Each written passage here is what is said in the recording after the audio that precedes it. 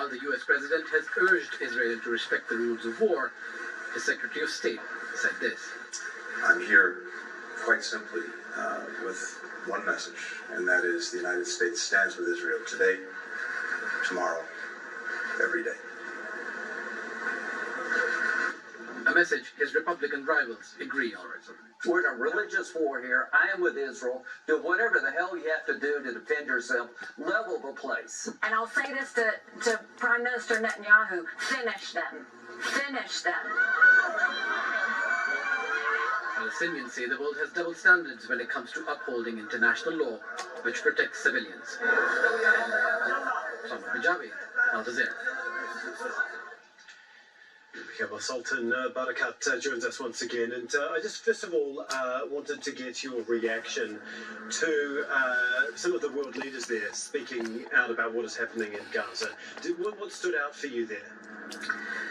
The genocidal language, to be honest. I mean, get them, finish them, all that stuff. It's strange, but it is understandable when you place it within the context of their own history. Their relationship with the Jewish people, what they've been through, the Holocaust, etc. You can understand that they're under pressure. It's a very soft spot as far as they're concerned. They have to become more Israelis than the Israelis when the issue of Holocaust is provoked. But that is not the Palestinians' problem. I mean, the state was created after the Holocaust. Israel was imposed on the Palestinians.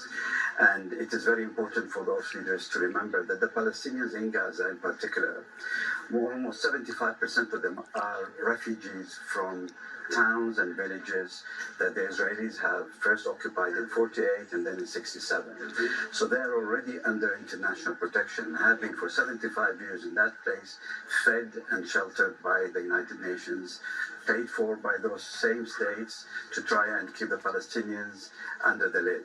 Now, they have layers and layers of international protection, first as a refugee, as a civilian, children, women, etc. So the laws are endless. And Israel has piles of files in international courts that have really been dismissed over the years. And I fear that this kind of language will come back to haunt those people. The longer this conflict goes on, the more images emerge from the victims. And also, if the Palestinians are pushed out of the Gaza Strip, they will end up on European shores. And then I think they'll have to take a very different view on this. Yeah. Okay, thank you so much, Sultan. We really do appreciate your time and your insight into this. I just want to go back to the live pictures from Gaza now, where we are seeing absolutely a huge bombardment of the Gaza Strip this evening. As we have mentioned, 1,400 Palestinians have already been killed in Israeli airstrikes. Almost 350,000 have been displaced, and we imagine by the end of this evening there in Gaza that those numbers are going to rise, continue to rise as people try and take shelter from the constant bombardment from the Israeli Air Force. Well, that is all from me, Tom McRae. Emily Anglin will be back with more of our special ongoing coverage of the Gaza war. But before that, we leave you with these pictures coming out of Gaza and a warning. Some of these images will be distressing that we are about to show you.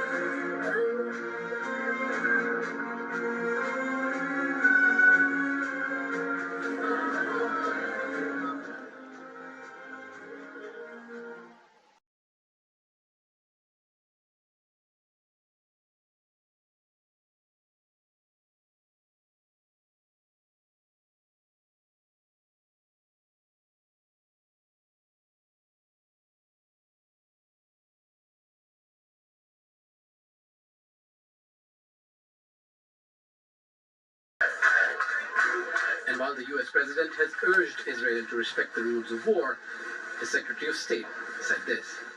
I'm here quite simply with one message, and that is the United States stands with Israel today, tomorrow, every day.